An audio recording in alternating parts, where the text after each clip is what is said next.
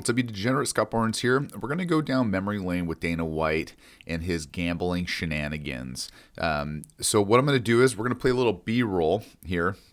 And while we play some B-roll, we're going to listen to Dana. So we got Lex Friedman talking with Dana about some of these things that he's done. And so let's hop into it. Let's listen to what he's got to say. Let's have some fun. Gambling. Let's go. I do. What's the biggest win of your gambling career? Maybe psychologically, if not financially. Well, two things. I won $1 million hand one night. It's happened one time. $1 million hand one night at Mandalay Bay. And then one summer, I beat Caesars for $12 million throughout the summer. Yeah. And then I'm on a pretty good run right now, too. This is blackjack. Yeah. What's the biggest loss? Biggest loss was I would call this the biggest loss for many different reasons. This is what, you live and you learn in life, and you figure things out as you go along. So one night I'm over at the Rio, right? Which is a good casino. And they got big suites over there, so I go over there with some buddies. It's a nice and casino. We got one of the suites, and we have some dinner, and we start drinking, right? So we're having some drinks at dinner, and blah, blah, blah. Starts to ramp up, having a good time. And I make my way down to the high limit room. We start gambling. And I continue to drink, having a blast. I end up leaving and going home that night, and I lost like 80 grand, right? So I wake up the next morning, I'm like, fuck, those motherfuckers got me for 80,000 last night, and da-da-da-da-da. So I'm at work the next day, and the host over there calls me, and he says, hey, Dana, are you coming back? Do you still need the room that you guys had where you ate and all the shit you used to? And I said, no, I don't need the room, but don't get too comfortable with my fucking 80 grand. I'm coming back for it. Yeah. Dead fucking silence on the other end of the phone. And he's like, Dana, you lost $3 million last night. What the fuck are you talking about? I only have a $1.5 million credit line. He goes, yeah, you made us call the GM of the hotel, and you started calling him a fucking pussy and da da da da. And I went, yeah, no, that sounds like something I would do. Yeah. So that's the real number.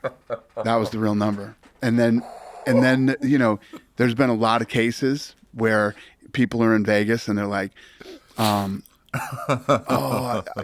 lost all this money, and they were giving me free drinks, and I drank too much, and I was taken advantage of. Yeah. No, you stupid motherfucker. Man up. You got fucking drunk, right? They didn't. Alcohol is free. Yeah. But you don't have to fucking drink it. You know what I mean? And this was a huge learning lesson for me. I think that was a life lesson for him. I never drank again when I was playing cards after that night. But yeah, I mean, when you ask me, that's the one that stands out in my head the most as far as having a bad loss. And then, of course, I said call the GM, and I started calling him a pussy at 3 o'clock in the morning. So of course you did. That is something I would absolutely do. How do you deal with those psychologically?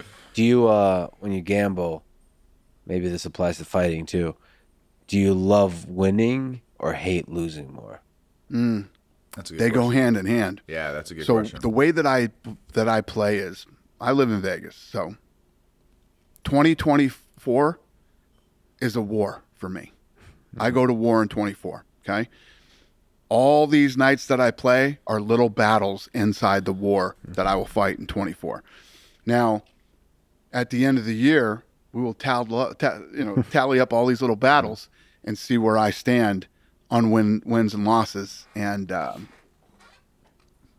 there's lots of talk out there about my gambling, places that I've been kicked out of and things like that. And I do pretty well. But it's what I like to do. I don't gamble in a way that I would ever hurt myself or or hurt my family or, I'm sure you've heard the Norm Macdonald stories. Norm Macdonald lost like his entire personal wealth 4 times or something like that. Wow. Yeah, that's not going to happen to me. So you manage it, but just psychologically, you're able to be even keel. Yeah. So when I win, it's awesome.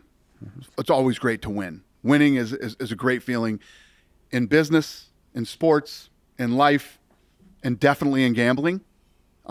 Losing is never fun, but it's part of the game. You know what I mean? If you want to be in the game, and it's sports, it's business or whatever, there's going to be wins and there's going to be losses. And you have to take them both in stride. And you have to be able to, there's a lot of people, when you gamble, right, and you lose and you go into a deep, dark depression. I've seen this with guys that do it. Get depressed, and gambling isn't for you. You know? If you are the type of person that's on social media and people say horrible things to you and you get depressed and you shouldn't be on social media. That's true. You know what I mean? That's true. These are all part of I get it being from in you the guys all the game. time. When you're in the fucking game, great things happen and really bad things happen. That's right. And you got to take it all in stride. And you got to pick yourself up the next day, strap your fucking shoes back on, and get out there and go to fucking war again. That's how it works. That's some goggles true, shit man. right there. All right. I love that motivational speech.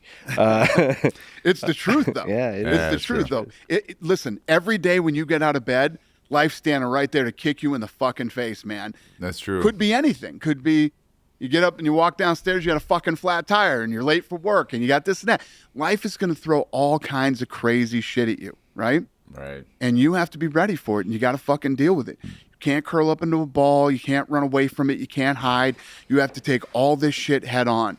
You have to get up every day when I get up out of bed, I strap up and I'm getting ready for fucking war. Because I know I'm coming in here. I know a bunch of bad shit's going to happen that I'm going to have to fucking deal with. And if that's not bad enough, when I finally get out of here, I'm probably going to go to the casino. And I'm going to get into another fucking war. You know what I mean? I thrive in chaos. I actually love chaos. Everybody talks about retiring. Fuck that shit. What am I going to do when I retire? What would I do? What would I? Well, I like to go to war. I like to battle. I like to win. Sometimes I lose, but then I have to come back from the loss. And I love to build brands. I love to set short-term and long-term goals and then knock them all down. You know, this is just the stuff that excites me. And whether it's business or gambling or I like being a fan of things too. Like I like live music. So when I find a band that I like, I get excited to go watch the band live or a Celtics game. I love the fucking Boston Celtics and I love, going to the games and watching them. This is the year. Hopefully we're going to fucking win it this year. These are all things that make me happy and excite me in my life. And it's funny because there's this post that I post maybe 3-4 nights a week. I also love this city. I can't tell if the city of Las Vegas was built for me or I was built for this fucking city, but I love it. And there's this turn on Summerlin Parkway, right? Every night, and it's dark. And from there, you can see the entire fucking city. And it's all fucking lights, and it's badass. And I'm usually driving home after a fucking incredible day, right? This amazing day and this unbelievable fucking life that I have. And I have this just moment of gratitude. Every time I take that turn and I'm like, God damn, I love this fucking city. And just every night when I go home, I'm just so happy and grateful for this life that I have. So you're great. That's what it's all about, you guys. That's what it's all about. And to kind of put things into context, to his point, doing YouTube, I got to deal with all the comments. I got to deal with all that stuff, and it doesn't affect me that much, right? But to his point, man, if I lose $1,000, that's going to affect me. So I got to really find, or you too need to find your strides. And what a great motivational speech he made. One last thing too, that drive that he was talking about, where you get to see the city lights and you kind of see your hometown. Where if that city was built for him, or if they were, there's, I'm just looking in the background who's all here, but I'm telling you, man, you need to be in your element, and I think being happy, because Rogan said it too, which I really like. Rogan has a good philosophy on this. You always say, like, once you reach a certain point, you always think like, hey, I made it. I finally made it. And it really never happens. You think you make it, but to Dana's point, life's always going to kick you in the balls. One way or the other. You're going to get kicked in the balls, and it's up to you if you're going to strap on your shoes and take it and figure it out, or if you're going to curl back up in that ball and succumb to it. So it's just interesting when we see these high limit blackjack sessions go on. Some are more emotional, like Aiden. He can get definitely more emotional with it, but man, you really got to take those things in stride and and have fun, but be careful out there. So good stuff, you guys. Good stuff. Calling him at 3 a.m. in the morning, calling him a pussy because he wouldn't go for $3 million.